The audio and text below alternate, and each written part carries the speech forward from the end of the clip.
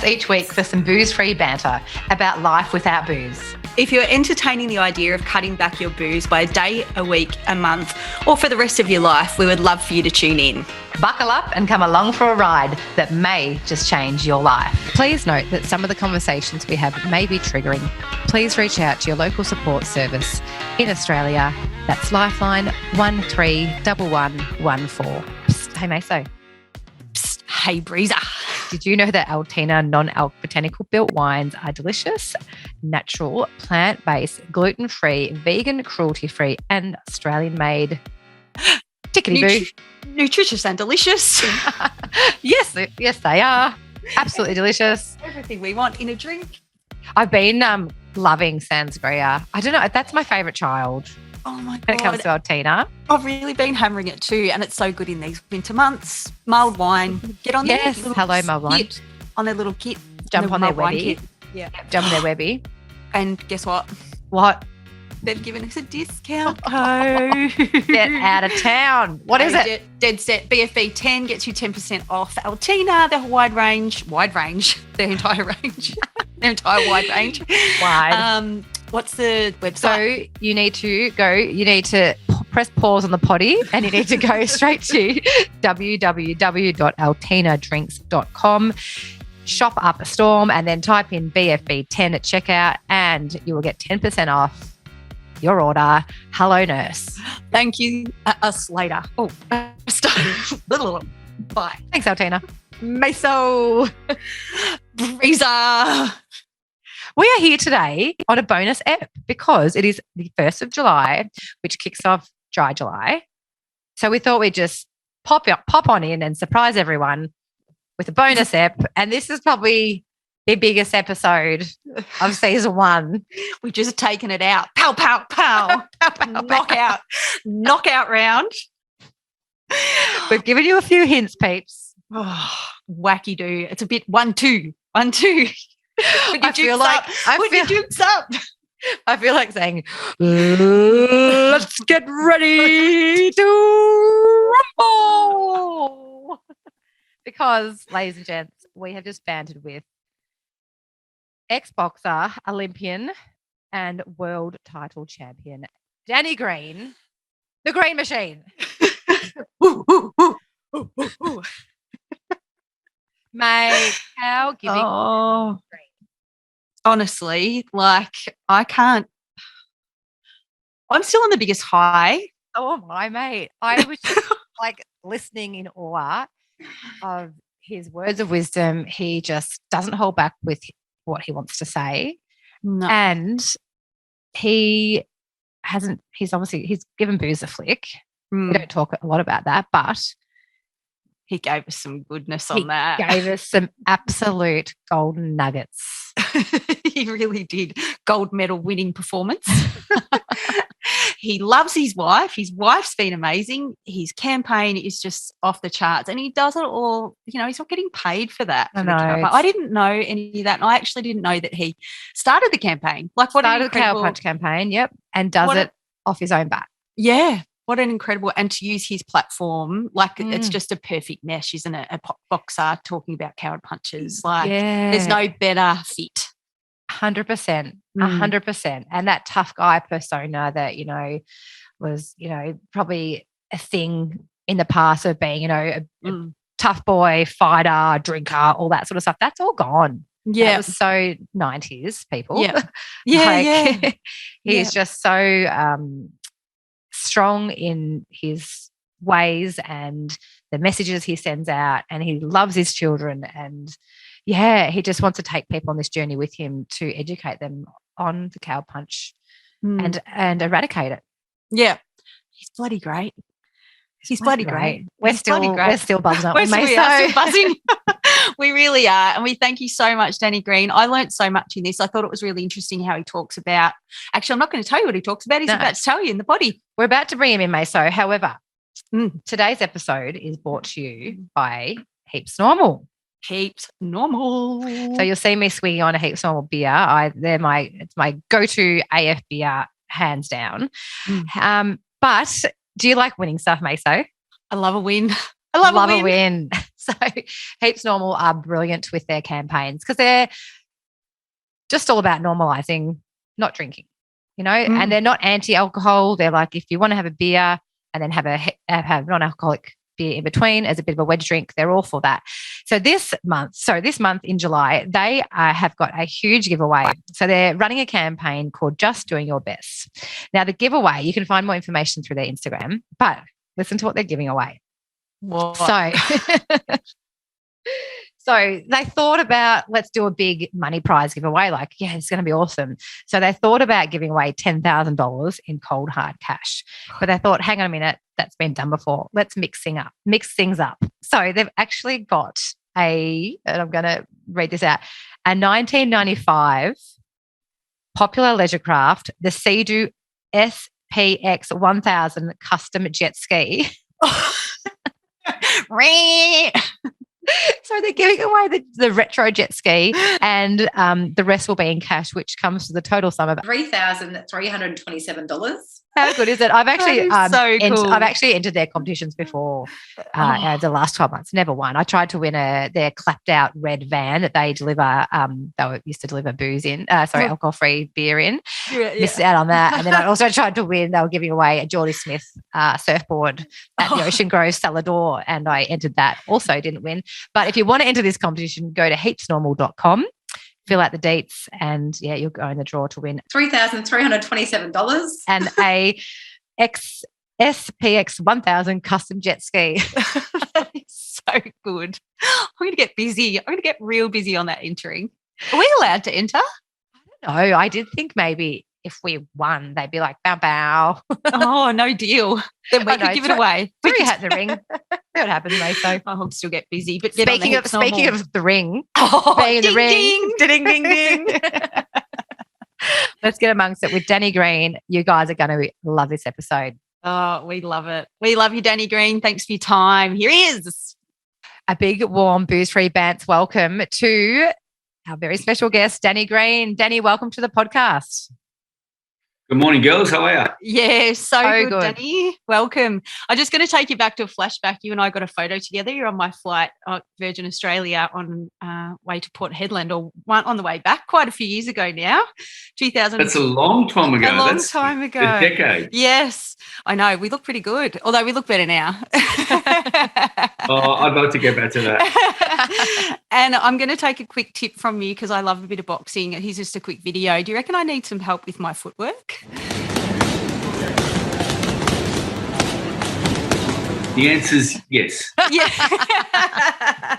I thought it was a bit sloppy. Mate, so you knew that. It's all right. It's not too bad. Not too bad. It's all right. Oh, Danny, thanks so much for being here this morning. I just want to share a quick story of how this all came about. I was actually watching TV a few months ago and saw you on the front bar. Would have been, I reckon, May just before the Cow Punch dinner in Melbourne. And I noticed that you didn't have a beer in front of you because all the guests normally, stand behind that bar, and a lot of the times they're drinking a pot of beer. And I said to my partner, I'm like, Danny Green doesn't have a beer in front of him. I'm like, I wonder if he drinks. I wonder if he doesn't, da-da-da. And so then I went on this little mission to try and track you down to come onto the podcast to talk about it. So can you tell us, now that you're not fighting professionally or boxing professionally, can you go to the pub and enjoy a beer? What does that look like? Pub's the last place I want to frequent because society's lost its shit and people have no respect. Morality's almost eroded. And our society has degenerated to the point where, to the fact where I've lost faith and I'm really, really upset, and I'm afraid for my children's future. Old school values that I live by, they're not the same values that the youth of today go by. There are quite a few that still do it, and it's so exciting and refreshing when I met a young guy or a young lady and they got that old school, feel about them. Like, yeah, good, you old man, your mother's raised you the right way, well done, or whoever's raised you done the right thing. The pub's not really a place I want to go to. I've lost faith in society, and to be frank, I would never go up to someone when I'm loaded with drunk gear or high on, I wouldn't be high anyway, but high on drugs. You just tell people are just wasted, and their friends don't even stop them because they don't care, because it's just everyone thinks that they can walk up to someone and just go, yeah, go, mate, throw a cam in the face and start talking and yapping. And I'll be with my family, I'll be with my kids, and they don't care. They have no respect. So I'm over it, and I do myself a favour and step away from it. because, Well done. I don't want to get in trouble, slapping some idiot who thoroughly deserves it. Yeah. Speaking of young people, Danny, Meso and I currently are obsessed with Harry Garside. Oh, What a cracking young fella he is.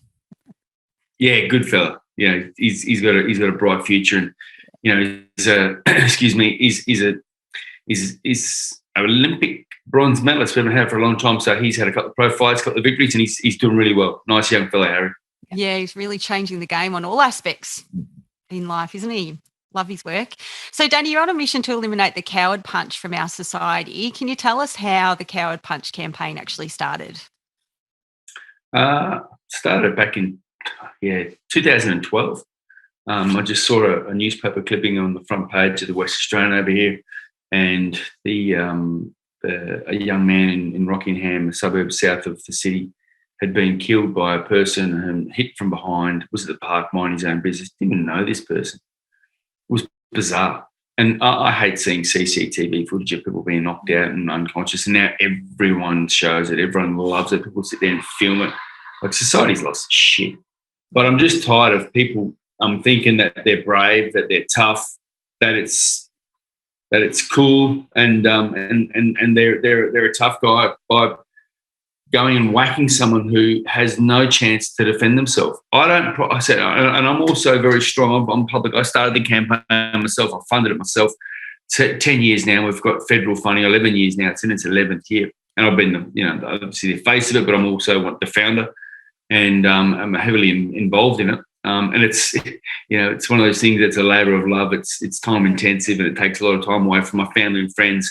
People think it's my job. I don't get paid to do it. I don't get paid a cent. It costs me money. It costs me time away from my family, which is precious. Yeah. Can't get that back. It costs me time away from my business, which costs me as well. So it's not just males, it's females. Predominantly it was a male-dominated issue, but now females have a lot to answer for in their behaviour when they're out and about too. They're 50-50 part to blame at times, because they have the ability to stop and control situations. Yet, there's many scenarios now where there's proof where they're not. Girls aren't. They're kind of egging it on. So it goes both ways. Doesn't it? Yeah. And I think the flip side of that too, actually, one of my friends stepped into a fight that was happening a few years ago, and then she got her jaw broken because she stepped in to try and stop it. So maybe there is that hesitation, but encouraging it is a totally different thing, isn't it? Yeah, totally. and yeah, I understand that's a terrible scenario. But for me, it's all about, I want to use my profile in a positive way to reach out to young men. It was initially young men to go, hey, I'm a fighter. I'm a professional fighter. I knock guys out. I get knocked out myself. I'm a fighter. That's what I do. I've been doing it for my whole life. But I don't respect that type of disgraceful cowardice. If you want to fight, no problem. If you want to fight, you got a problem. I don't have a problem guys having a fight. I've got a real beef, because this will rub people the wrong way, but we are feminising young men. And to feminise young men, and I have a very close friend who's been in the juvenile justice system. He's a social worker and a guard at the juvenile prison here in WA. Been there for 27 years. And he's been kind of forced out because of the way that society's going. And these young men in there, and I'll go to my grave saying young boys need a man in their life to guide them, to show them that a boy needs a man helping him, showing him the right way. And if anyone disagrees with that, I don't care. I'm over being politically correct. I hate the political correctness, the way our society's gone. And young girls need, like the same way a young girl needs a female role model in her life, she also needs a male. And the young male also needs a female in their life. And it's unfortunate that many don't have that. And so, it's a real shame. But the way that young boys are being brought up, I think young blokes need to get their aggression out, because we have testosterone. Right. And that is a hormone that we cannot suppress. And if you want to suppress the testosterone in young boys now and get them to hide their aggression, because it's a fact, testosterone creates aggression in young males. It's a natural hormone. And so when they have that aggression and they've got to suppress that aggression time and time again, particularly in sport, when they're able to go out there and play sport and get rid of that aggression. But now, no, the AFL's clamping down. You can't even tackle hard anymore. It's a fucking disgrace. It blows my mind. Similar to you, Daniel, I've got a son and a daughter, and I can see the difference. just in how they play, react to a situation. There's a very clear difference in that. Tell us, the coward Just punch. going back on that step, sorry to interrupt. Go. Sorry, Rianne, but we can't. And the coward punch thing is about trying to violence is been around forever. Young blokes, young people, humans have always fought. There's always been that fighting instinct. It's a primal urge in a human being to have a combative nature in some areas and to have conflict. And you can't suppress that. It can't go away. But it's got to be brought out in a more productive way. People have to have the ability to release that aggression somehow. And what society's trying to do is just to shelve it and bottle it and put it inside and pretend it doesn't exist. That's bullshit. So the coward punch is all about trying to show people that there are other ways. You don't not other ways, but that type of behaviour, going up and hitting someone for no reason when they don't know it's going to come, or starting a fight to try and make yourself look brave by cracking someone when they don't even know it's going to come. It's putrid. No one respects it. No one respects it. No one can do it. So I've tried to make society a little bit different. And we've changed in 10 years. We've changed the vernacular in society from king hit, one punch to now coward punch, where most of the media outlets are using the term coward punch. And it's a very simple yet powerful tool to brand someone a coward. That's hopefully going to be a deterrent in the future. We can't stop it. It's not going to go away, but if we can change lives and save lives by having that offence branded as a coward punch, then I think it's going to make a big difference. And it already has. And that was obviously a strategic decision to change it from that, one punch attack or king hit to coward punch. I think that is a massive game changer in calling it a coward punch. It's punchy. Yeah. I think that word coward, no one wants to be called a coward, so don't do a coward act. Yeah. Did you come up with that, Danny? Pardon me. Thank you. Thank you. Got your coffee. Coffee and a shake. What a gin. Nice. Oh, well done. Well played. Well, I'm actually going to crack an alcohol-free beer. So don't mind me. I'm just going to crack an AF beer. There's actually alcohol in that. Well, yes, and I have done my research on that, Danny, but it's 0.5%, which apparently some foods contain the same amount of alcohol. There you go. Yeah, There you go. because I was curious about that myself. I am familiar with all the alcohol-free beers because I gave up the beer over 3 years ago. So well done. Congratulations. Go there.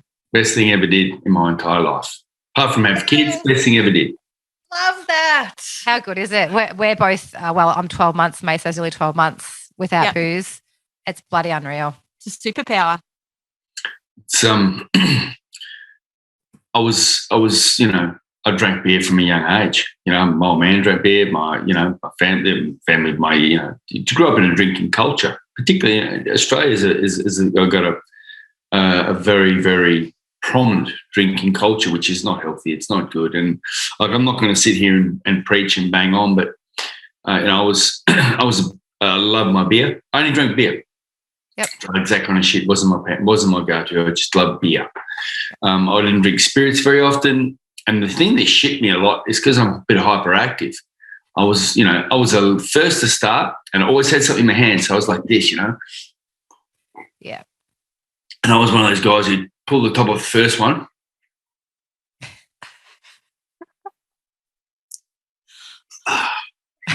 That boys, so. Yes. I have fond memories of those times, but then not so great memories of what it led to.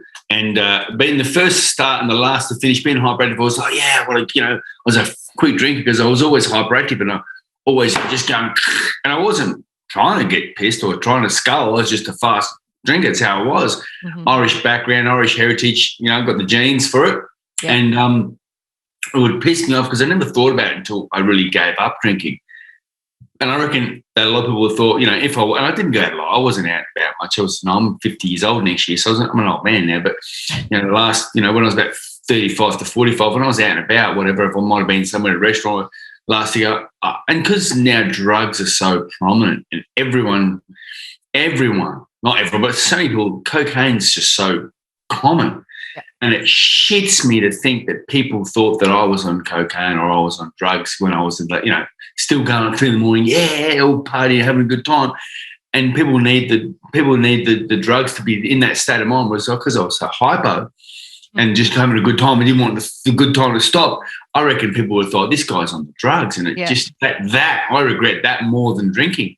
To think that people feel, oh, this guy's, he's on the gear. That shits me. And then someone's in the toilet, you're having a pee talk. Some guy goes, "Oh, yeah, Greeny, you going, mate? Let's rack up a line." I'm like, "Fuck off, mate. Yeah, leave me alone." So I miss absolutely nothing.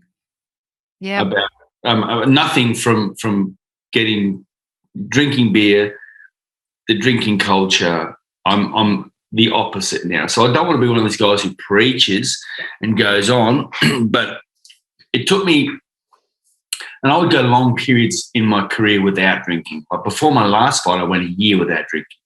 So I was very, very disciplined when I was training. That was one thing I was good at. I could stop drinking, no problem.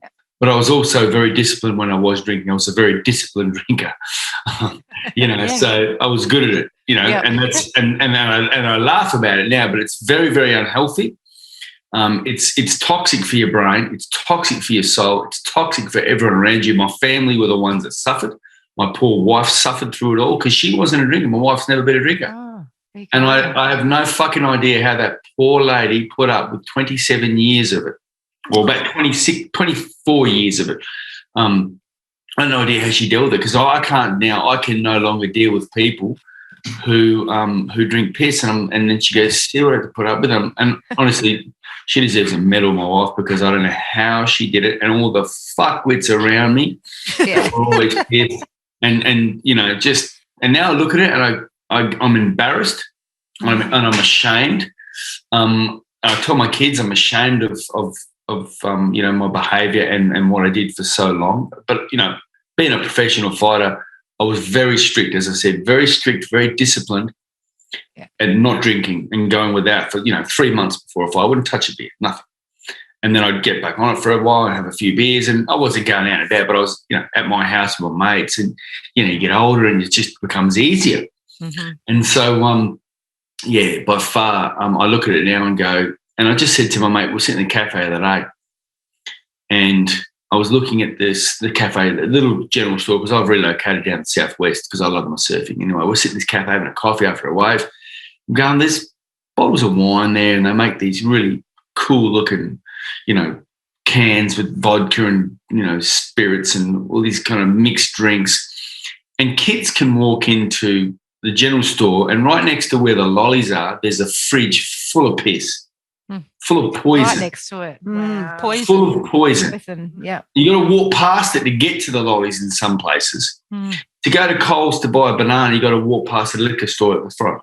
Yeah. Another instance is, and that to me is like our society is lost, politicians, but our society as a whole has lost its fucking mind in what we do. Like drugs are illegal. The war on drugs was over a long time. Decriminalise drugs, takes it out of the fucking black market. It's no longer mystical. It's no longer cool. It's no longer naughty to do drugs. So half people aren't going to do it because most kids try because like, fuck, I want to try something different.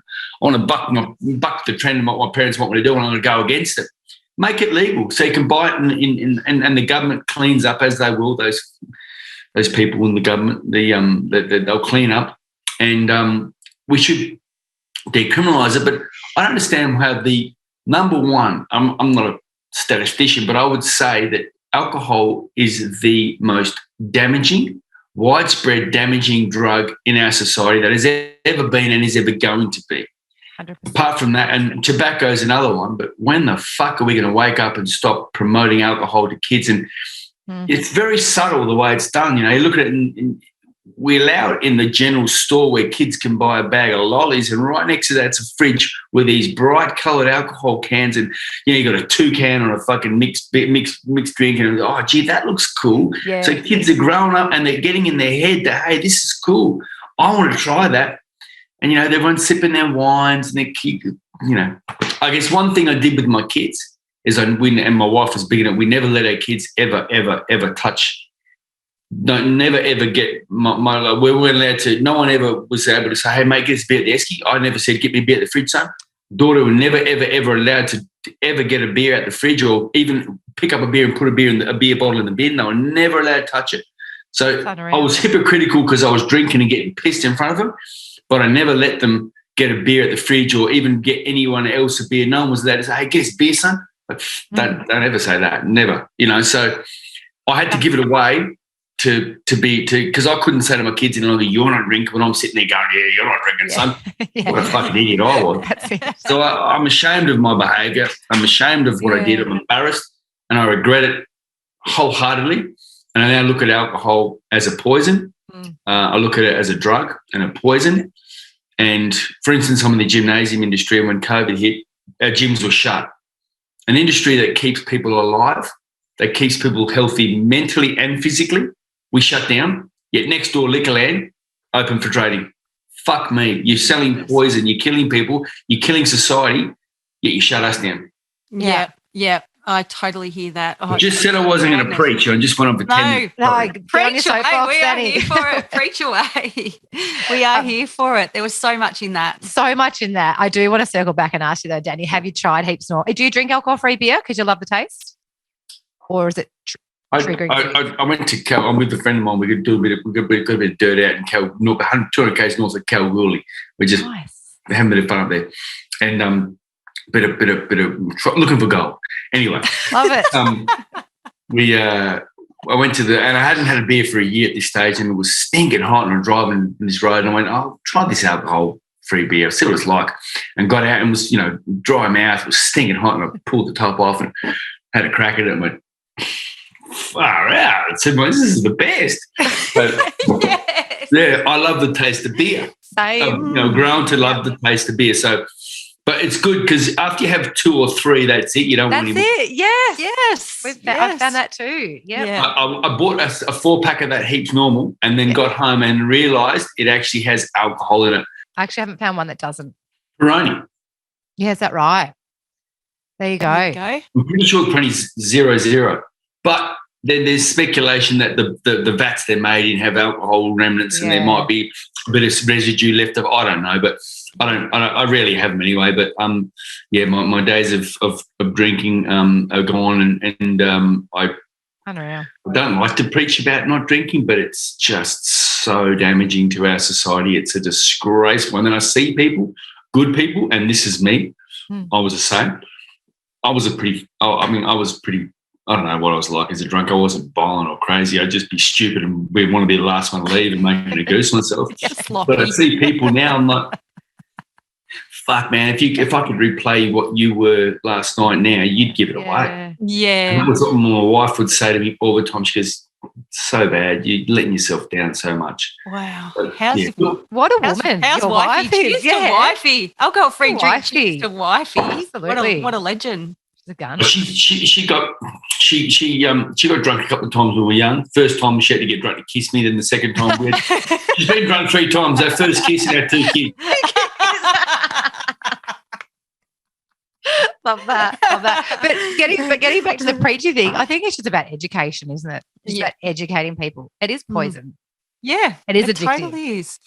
It was funny. I went to the MCG and watched the footy the other day, and when I walked out, just watching people, I'm going to use the word, but it's like they're brain damaged because they are. They've poured booze on their head. They can barely walk. People are falling over. Like, we don't just normally fall over for no reason. It's completely inebriating our minds, and we think that's okay. Like, that is so problematic.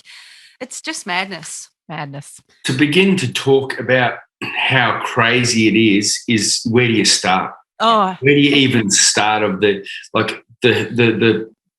everyone knows it. I mean, the damage that it causes physically, mentally, emotionally, it's fucking horrendous. And I just keep thinking about my poor missus going, man, how'd you do it for so long with me?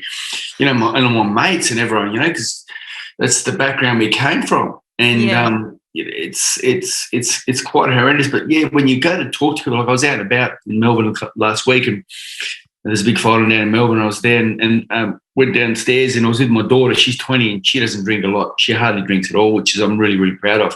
And she's with her boyfriend, and we're sitting there and downstairs at this function, and everyone was like 10:30 at night in the casino. Everyone's getting pissed. I'm like, I can't even understand you. Like, just fuck off away from it. I can't understand you, idiot. Yeah, it's a whole different language. Spitting on you. Like, That's it. Shut up. just get away from me, okay? And then you kind of they sit there with their drink, and one bloke tried to film him, and I just said, mate, don't do that. Like, just leave me alone, mate. And he just sat there like this. Like, fuck. And I think to myself, fuck, I'm so embarrassed because I reckon I was like that on times, and I probably thought I wasn't, but I would have been, and my speech would have been slurred. I was like, geez, I'm so ashamed. Yeah. But look at what you've done, though. You've turned that around, though, Danny. Like so many people don't. They'll go through their whole lives and not have that introspection or remove alcohol from their lives and not. So I've just gone from 2 coffees to a shake to have fucking water in my hand. He's busy. I'm like a dog with a bone, I can't get enough. I just love. Thanks so much for sharing that with us, Danny. So going back to the Coward Punch campaign. The target market, what does the stats show us? Like, who's your target market? The stats show we did a large piece of research. We did. The campaign engaged Victoria Institute of Forensic Medicine, a lady by the name of Jen Schumann, a very intelligent lady. And we engaged her to conduct a piece of research around the Coward Punch, where it's happening, why it's happening, the people that are the perpetrators, majority of the people are perpetrators, the demographic, the victims demographic, what they're doing, et cetera, et cetera. So a really large volume of work.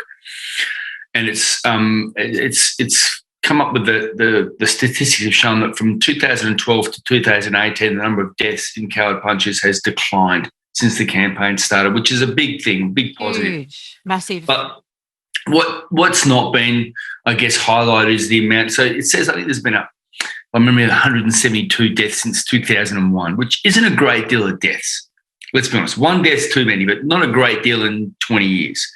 But the amount of people that are horrifically injured, that are maimed for life, that are incapacitated and have to have a family look after them because they're in a wheelchair, kept alive by tubes for a while and then left in a wheelchair for the rest of their life, completely incapacitated, left with trauma from, being knocked unconscious and broken jaw and being afraid to go out into society again, etc. So, not everyone handles these things so well. So those people, they're the volume of the people we're trying to reach and trying to reach out to us, because there's so many people that are affected by it on a weekly basis. And people go, oh, it's not working anymore. I see so much on TV and so much on social media. Well, that's because we have social media. If we had social media 50 years ago, you'd have seen all sorts of crazy stuff. Yeah. So, and the fact that it's being highlighted so much more now is a bonus, is a positive for the campaign, because it shows that you can't get away with it because the world's closing in. You can't, although I hate these things. Yeah. And every fuckwit in the streets of journalists now, you can't get away from it. So that's a positive that it's been highlighted, it's been shown on the news. So it means that the web's closing in, and if you do commit these horrendously cowardly acts, then you're most probably going to be exposed. Yeah. Which is a deterrent. Absolutely. And can you paint us a picture, Danny, the perpetrators, when they're doing these cowardly acts, are they sober? Are they pissed? Are they full of gear? What are they like? Meth has been a massive what's the word? It's been contributing factor. Contributing factor. There you go. I was trying to think of something clever, but the punches to the head didn't allow. The contributing factor has been meth, and that's a horrendous drug. But I don't think it's as bad as alcohol. I really don't, because you can't buy meth in the supermarket. You can't buy meth at a pub. You can't buy meth at a restaurant. You can't buy meth at a licensed cafe. You can buy alcohol. You can get in your car and drive off. You can go home and do whatever you want to do. And so I'm banging on about alcohol, but yeah, meth's been a massive problem. And I guess alcohol, you can say that alcohol is a problem and it is a contributing factor, but I think it's important to note that you guys and I've been drunk before, and I've not done it. You guys haven't done it. So I think it's down to the person, to the individual. Although if you're affected by alcohol or drugs, it's going to make it. Your decision making is going to be It's gone. poorer. Mm. Yeah. It's going to be less accurate and less. What's the word? I don't know. You're going to be. What's that? Fucked up. Yeah. I think fuck's in the dictionary, so it's a word. And so is that. Yeah. But I think that's alcohol is people blame alcohol, but I think it's up to the individual as well. It's I think it's how you program. So I've been drunk plenty of times, but it hasn't made me want to go and just crack someone for no reason or start trouble and crack someone for no reason. But it's a difficult one. But drugs are a major contributor in as far as meth goes, because that completely alters the thought process and the decision making in a human being that they literally mutate into a monster on a bed. So it's a difficult one to put down to, but really it's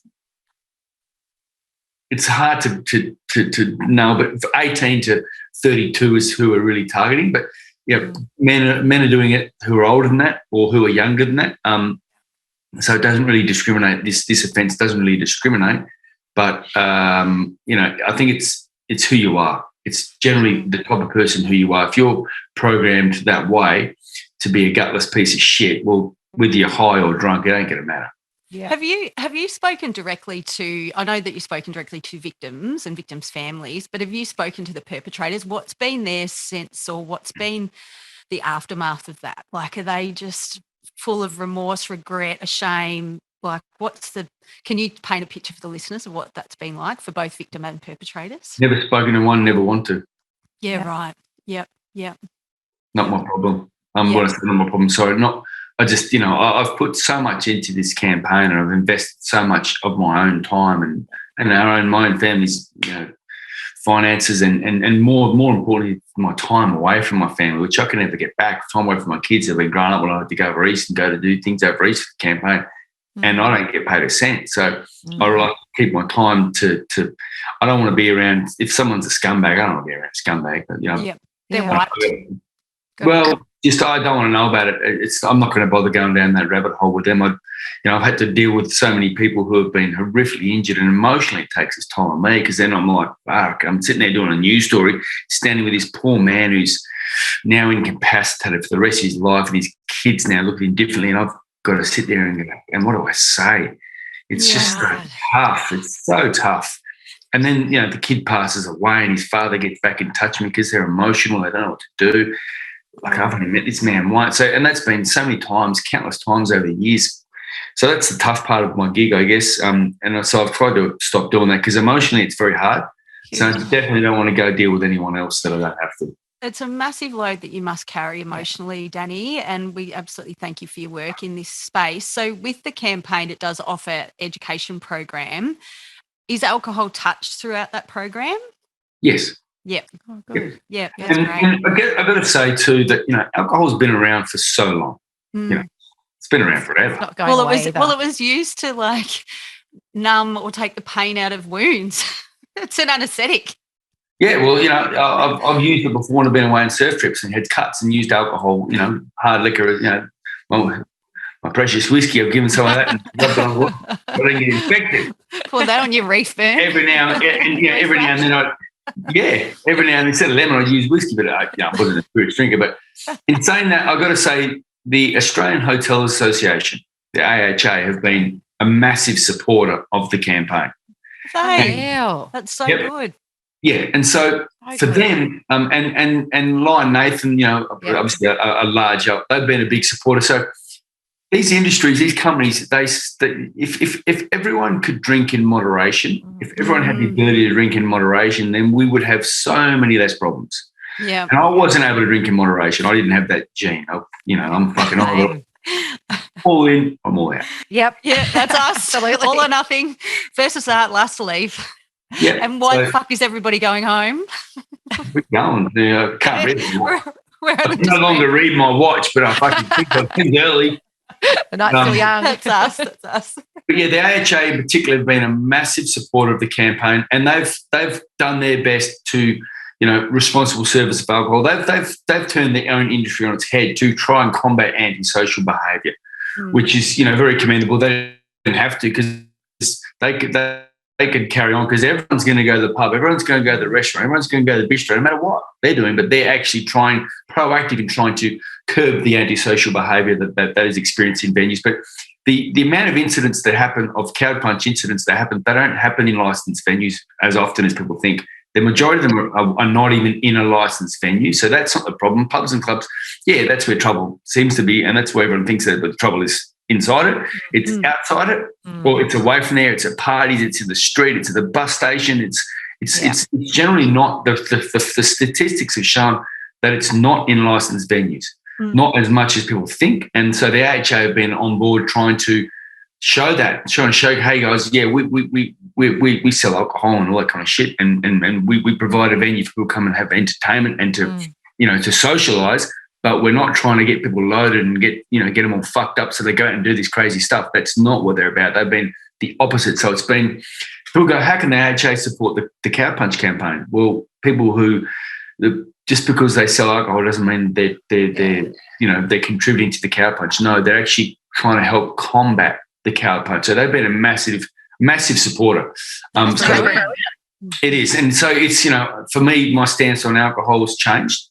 But, back in the day when I was drinking and they were involved, just like, seemed like a strange combination, but it absolutely makes sense to have them that they're right on the front line, right in the hot zone of society and socialising and, people that are out and about in the community, and they're doing their best and they're helping the campaign by trying to combat by just their messaging, putting signs up in the clubs and pubs. Yes, I have seen them actually.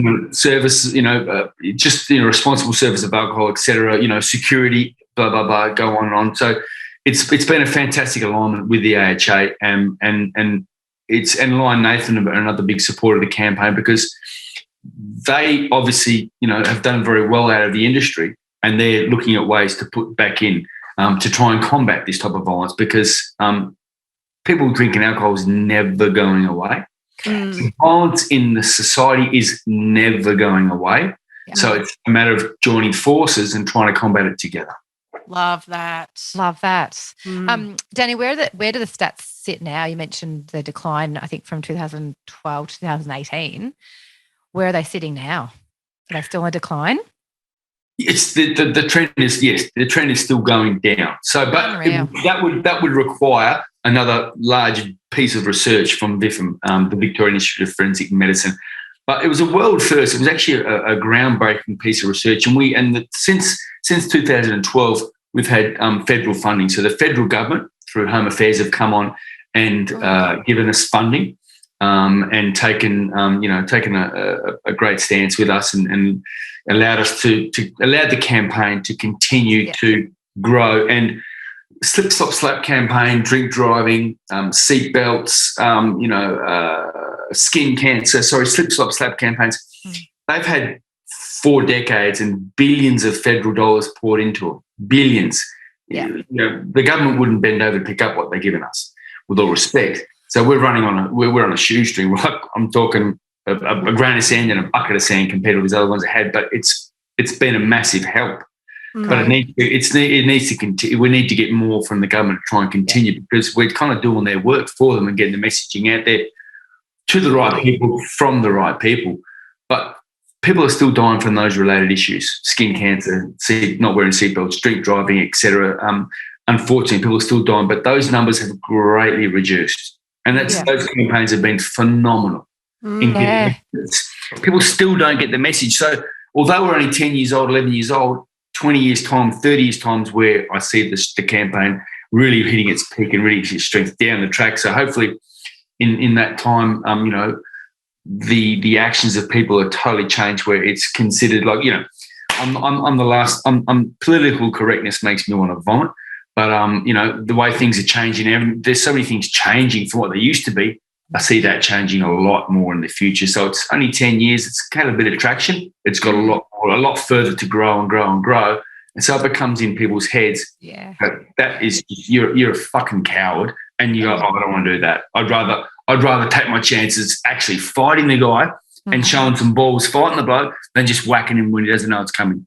I mean, we don't want that happening either, but, violence is never going to go away. Confrontation is never going to go away. And I think if we continue down the path we're going on, like, for instance, the AFL, there was a tackle. The bloke tackled him, and umpire Lewis said that was too hard a tackle and gave a free kick to the other guy. I seriously can't fucking believe it. It's a contact sport. It's a full contact sport. What do you mean it's too hard? So now, like, guys who want to get that aggression out, they young boys play sport to compete, to get their aggression out, to have a bit of fun. Boys need to bounce and rock and roll and, do that shit. And now girls do it too. Yeah. Girls do it too. They need to be able to do it. But it's, if we keep suppressing that aggression that humans have and not letting them release it in a controlled fashion in e.g. sport, then it's going to come out somewhere else in society, in their family life, in their home life, and it's not going to be pretty. Yeah, no good. So a lot of our listeners are parents, step-parents, aunties, uncles, guardians, all have, like, young people around them. What sort of conversations can you tell us to help our listeners? What conversations can we have to prevent them from ever throwing a coward punch? And it can happen to anyone. So I don't know. Anyone can. I could have a brain explosion and just go fucking bang. People can do some irrational things. So it's really difficult, but it's also really simple. It's a no-fly zone. It's unacceptable. There's really, the conversation is, mate, it's fucking unacceptable. If you do that, you're a scumbag. You're a coward, and I'll look at you differently. Yeah. And everyone else is going to look at you and view you differently for the rest of your life. You can never wash that off you, mate. So that's, there's no point going, hey, darling, come here, let's have a chat. How you feeling today? No, don't fucking do it. It's very simple. You'll be looked at differently for the rest of your entire life. You will never live it down, and you will regret it for the rest of your life. Really simple. So don't do it. And tell your mates and engage them and have conversations with their friends from a young age. And when they're with their mates and they're sitting there talking about things, they might talk about a fight or talk about this, jump in and go, hey, mate, not cool. That's not cool. And start educating from me. So, really, you're right. Sorry, I just backflip. But, educating from a young age and just talking about that it's unacceptable and should never happen. And then, I try and put it on them and say to them, how would you feel if that was your father that was hit, or your brother that was hit, or your best mate, or your cousin, or your boyfriend that was hit? How would you feel if that person, you love that person and someone did that to them? How would you feel about them? So if that's you that's going to do it, then you're that piece of shit. Yeah. I love that directness, Danny. Same. No sugarcoating, just a piece of shit.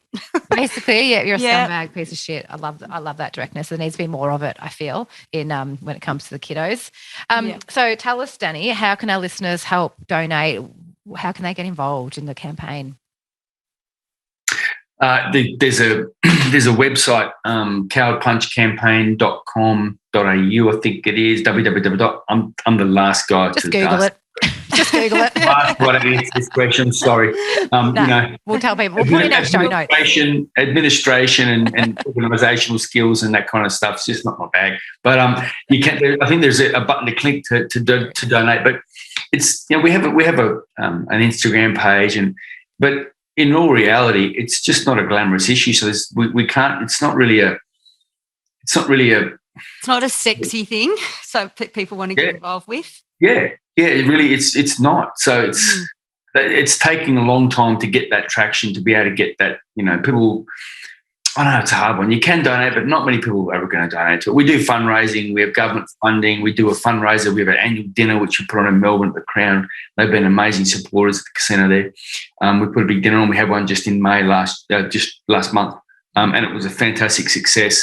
Raise a bit of money for that, and that's just to try and raise money to keep getting the advertising, getting the awareness, getting the profile out there, just so the profile and the awareness of the campaign and that term coward punch resonates with everyone and just becomes instilled into this. So I think when you speak, Danny, people listen. 100%. So that's so pivotal. When you say that again, and I'll film that for my kids. Is it Turbo? Is it Turbo and Squid? Are you listening? Are you listening, kiddos? Just finally, one quick question I wanted to ask. You said you've been 3 years off the booze, Danny. Can you tell our listeners what the benefits that you've noticed about going sober? Because it's just gives them permission or entices them, that sobriety, and what Danny Green has noticed is so infectious. Let's go. Best thing I've ever done. Boom. Physically, mentally, Oh, clarity, everything. health, sleep. Everything. It really it's given me a different perspective on life. It's given me a different perspective on human beings. I'm not in that cloudy space anymore where I'm just going from weekend to weekend. But I went long periods without drinking. So, but then when I stopped fighting in 2017, I didn't fight again. I really enjoyed myself for a couple of years.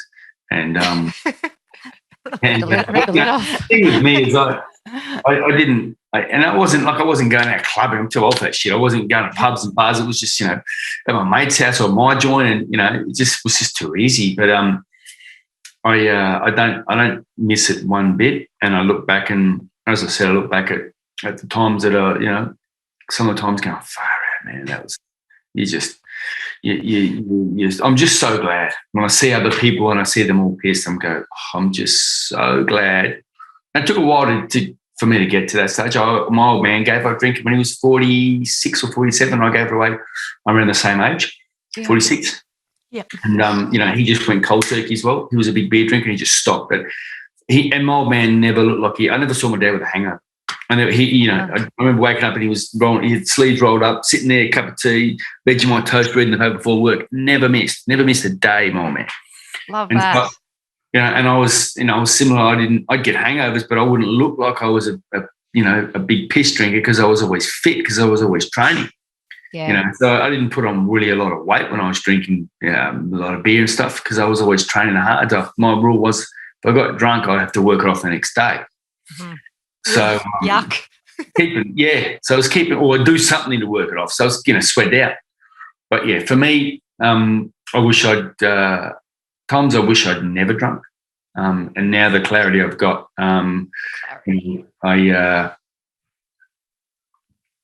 it's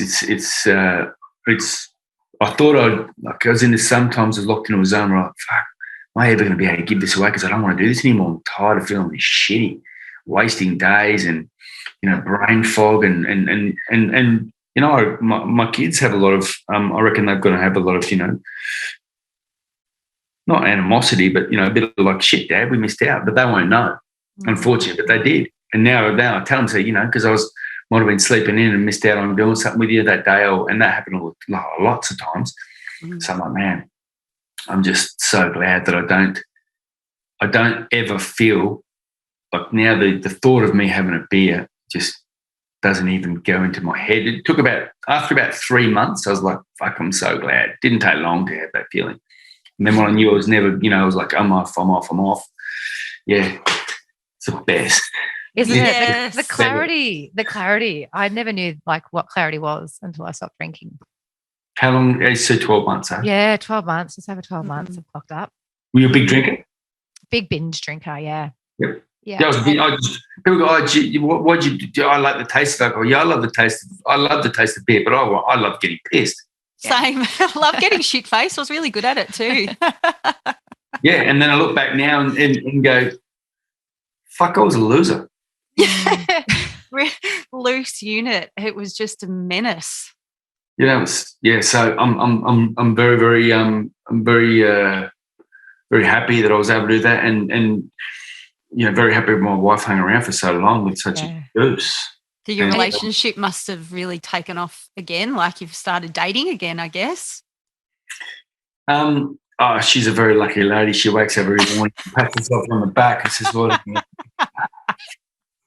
No, I kicked the goal. I don't know how my wife put up with me. She's a gem, and but yeah, she really is. She's a machine.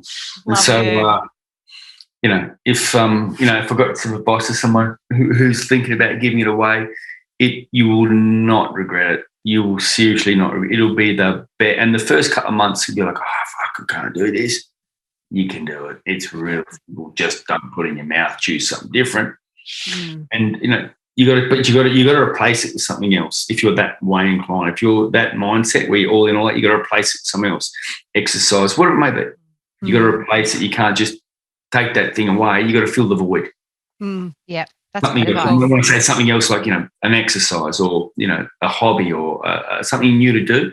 Replace it with something else. Yeah, 100%. It's great advice. And don't you reckon the time you get back, like you get so much time back in your life when you're not drinking? So much time in the day. Yeah, to try new stuff or to pick up new stuff. Yeah, and go like I enjoy going to like say go to a restaurant and have something to eat, and then you see people on the piss and having a real good time. Like, oh yeah, and then at night 9 o'clock it's like, oh no, it's like so good. Yes. Go home. It's a smug little superpower, isn't it? Oh yeah, I feel I feel like walking past again. You guys are missing out. Isn't it funny? They think we're missing out, but we're like, you're missing out.